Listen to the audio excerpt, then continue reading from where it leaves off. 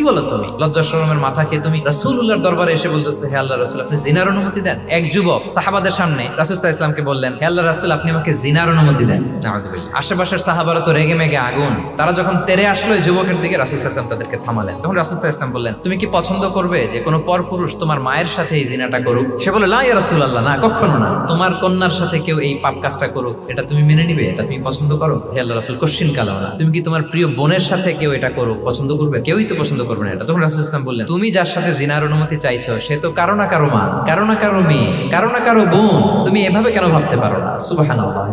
এই কথা বলার পরে তো সে একেবারে ইমোশনালি এমন ড্যামেজ হয়েছে, লজ্জায় কাচুমাচু হয়ে মাথা নিচু করে দাঁড়ায়। তখন রাসূল ইসলাম তার জন্য দোয়া করলেন। ওই দিনের পর থেকে এই যুবক কখনো কোনো পরনারীর দিকে রাস্তায় তাকায় নাই। মানুষের আবেগ অনুভূতিতে নাড়া দিয়ে যদি আপনি তাকে কোনো কথা, কোনো নাসিহাত করেন, তখন সেটা সে শোনে। এমন শোনা শুনে এমন ভাবে সে হেদায়েতের পথে আসে যেটা আমরা কল্পনাও করতে পারি না।